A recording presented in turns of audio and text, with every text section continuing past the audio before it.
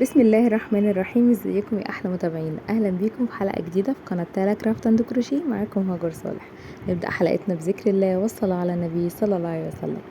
هنشتغل مع بعض النهارده وحده كروشيه لذيذه جدا وبنستخدمها كتير جدا خاصه في مشاريع الصيف. نقدر نستخدم الوحده دي في تزيين الشنط او الكلاتشات او الشابوهات بتاعه الصيف او اي حاجه انت تكوني عاملاها بالكروشيه. الوحده سهله وبسيطه، مش هتاخد معانا وقت ولا كمان هتاخد معانا خيوط كتيره. تقدري تستخدمي كمان اي بواقي خيوط عندك وتقدري كمان تغيري الالوان زي ما تحبي. هنشتغل مع بعض النهارده الوحده، وباذن الله الفيديو اللي جاي بعد ده على طول هنشتغل مع بعض الكلاتش اللي هنضيف عليه الوحده دي. ان شاء الله الفيديوهات تعجبكم. لو بتشوفينا لاول مره ما تنسيش تعملي اشتراك في القناه وتفعلي رمز الجرس عشان يوصلك كل جديد، ويا ريت تسيبي لي رايك في الكومنتات لو الفيديو عجبك. تعالوا نشوف خاماتنا وادواتنا. الخامات اللي اشتغلت بيها النهارده هو خيوط هيمالايا افري داي، واخترت الالوان طبعا تقدري تختاري الوان زي ما انت حابه، واشتغلت معاهم بابره كروشيه مقاس 3، واحتجت طبعا مقص وابره تنظيف. يلا نقول بسم الله ونبدا شغل. اول حاجه بقى هبدا اعملها، انا هشتغل جوه دايره سحريه. ادخل كده بالابره وهسحب الخيط وهطلع سلسلتين ارتفاع. بعد كده هشتغل جوه الدايره السحريه دي 12 عمود بلف. 1 2 3،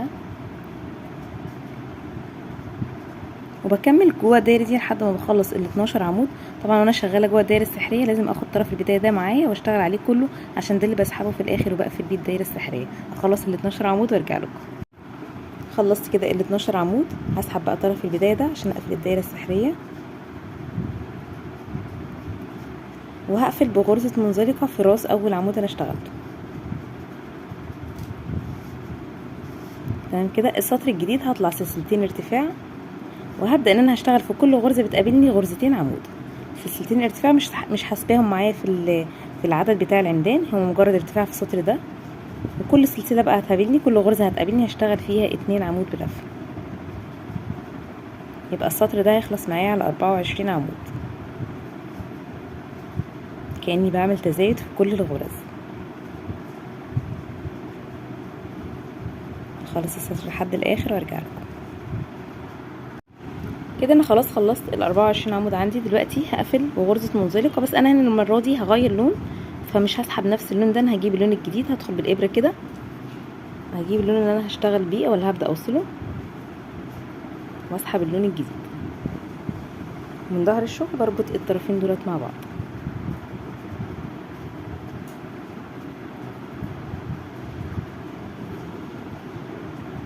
تمام. هبدا بقى في السطر ده هكون شكل سحبه العين اللي بتبقى في الجنبين.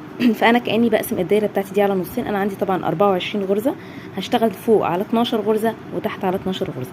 طيب انا دلوقتي على ال11 غرزه الجايين هبتدي ان انا هشتغل فيهم ايه؟ هشتغل فيهم عمود فيها غرزه فيها عمود واحد، والغرزه اللي بعدها فيها تزايد في ال11 غرزه الاولانيين. هنشوف مع بعض ازاي. هنطلع سلسلتين ارتفاع، دول زي ما قلنا كده ارتفاع في السطر، وهشتغل في اول غرزه عمود واحد بس. انا ممكن احط علامات احدد بيها البدايه والنهايه، مفيش مشكله، او ممكن اعد وانا شغاله كده. يبقى ده كده اول عمود عندي في السطر، في واحده بس، الغرزه اللي بعدها فيها تزايد. يبقى انا كده اشتغلت في غرزتين. اللي بعدها فيها عمود واحده بس، دي كده الغرزه رقم 3. اللي بعدها فيها تزايد.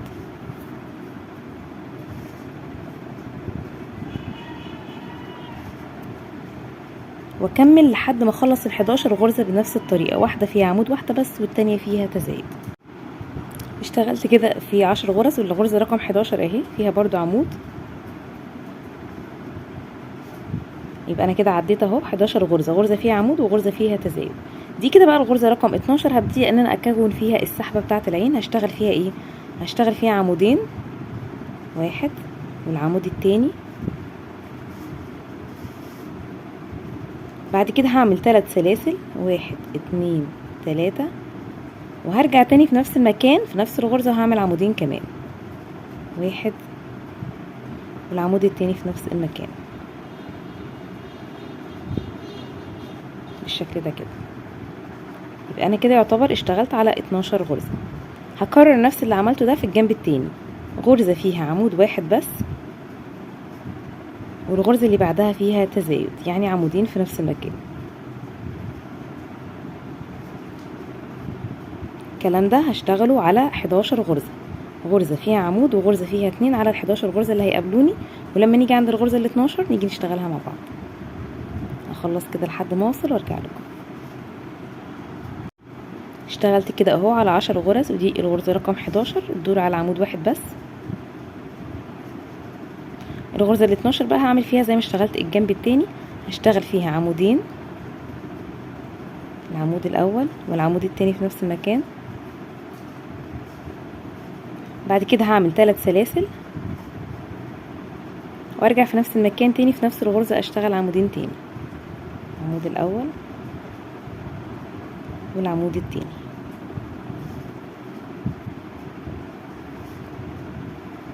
وبعد كده هقفل بغرزة منزلقة في راس اول عمود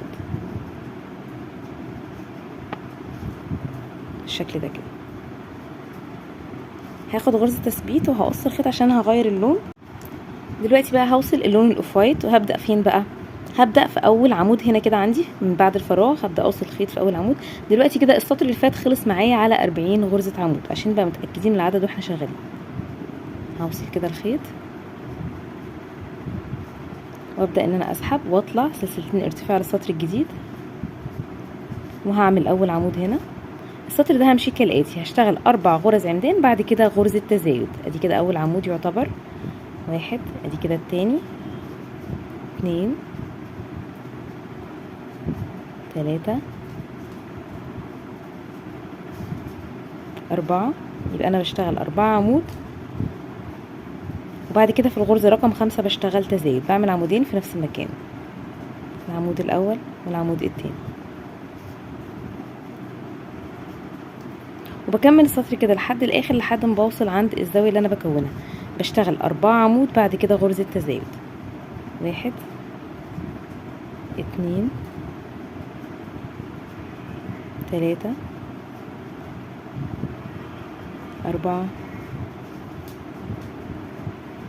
بعد كده اعمل تزايد.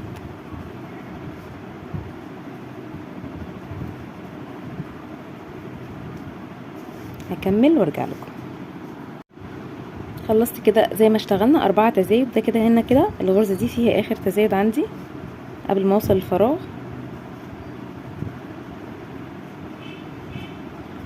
وفي الفراغ او الزاوية اللي انا بكونها دي بشتغل فيها زي ما اشتغلت قبل كده في السطر اللي فات، بشتغل فيها عمودين، العمود الاول العمود التاني،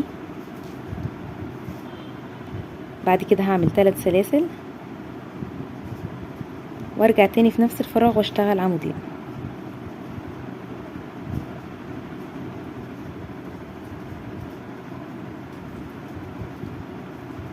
وهمشي بقى على الجنب التاني بنفس الطريقه اللي انا اشتغلت بيها هنا كده. بشتغل 4 عمدان، بعد كده غرزه تزايد ابتداء كده من اول غرزه بتقابلني فيها اول عمود 1 2 3، وباخد طرف البدايه ده بفنشه معايا وانا شغاله 4. بعد كده بعمل غرزه تزايد، بعمل في عمودين في نفس المكان، وبكمل لحد ما بوصل للجزئيه التانية بنفس الطريقه. هخلص وارجع لكم. اشتغلت الجنب التاني كده كله 4 تزايد لحد ما وصلت في الفراغ، والفراغ ده هشتغل فيه زي الجنب التاني، هشتغل فيه عمودين،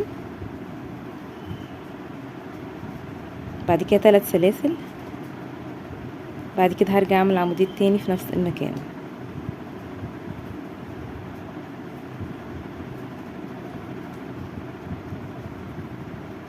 وهقفل بغرزة منزلقة في راس اول عمود، غرزة تثبيت واقص الخيط عشان هغير اللون. دلوقتي بقى هرجع تاني للون الاسود، وهبدأ ان انا اوصل في اول غرزة بتقابلني هنا كده من بعد التزايد ده في اول عمود. هدخل بالابرة كده وابدأ ان انا اسحب الخيط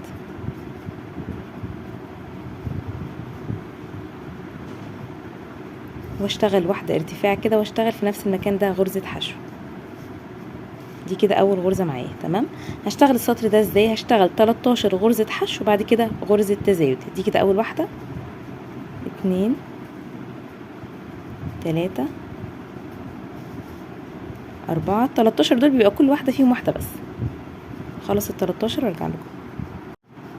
عملت كده ال 13 غرزة. الغرزة دي هشتغل فيها غرزة تزايد،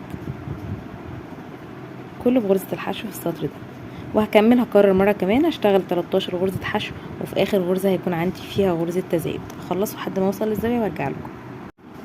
خلصت كده 13 غرزة حشو، ودي اخر غرزة عندي في السطر او في الجنب ده هشتغل فيها تزايد،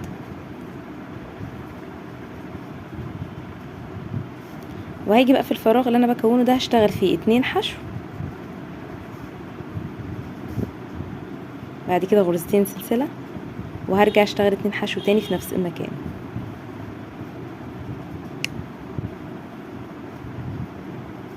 وهشتغل بقى على الجنب التاني نفس اللي انا اشتغلته هناك في الجنب الاول بنفس الطريقة، 13 غرزة حشو بعد كده تزايد. المجموعة دي هتتكرر معايا مرتين، 1 2، وافضل اشتغل 13 واعمل تزايد، واكرر مرة كمان 13 وتزايد، وفي الزاوية التانية بشتغل زي ما اشتغلت هنا 2 حشو سلسلتين، 2 حشو في نفس المكان، وبقفل السطر. اخلص وارجع لكم. لحد هنا كده ممكن تكتفي بشكل القطعه لحد كده، هي شكلها لذيذ جدا، وممكن تبتدي ان انت تزيني بيها مشاريعك بالكروشيه وتثبتيها على الشغل بتاعك. يعني لحد دلوقتي كده ممكن تعتبر قطعه كامله. وممكن كمان تحط لها بقى الاضافه الاخيره اللي انا حاططها دي، ان انا هركب لها شراشيب بالالوان اللي انا اشتغلت بيها. هقص كده شراشيب بالمقاس اللي انا محتاجاه، وهبدا ان انا اشبكها من جنب واحد زي ما بركب شراشيب الكوفيه. بدخل كده بالابره في الغرز واسحب واركب الشراشيب بتاعتي. انا هعمل واحده اسود وواحده باللون اللي هو الازرق او البيبي بلو ده. بدخل كده من تحت في الغرزه،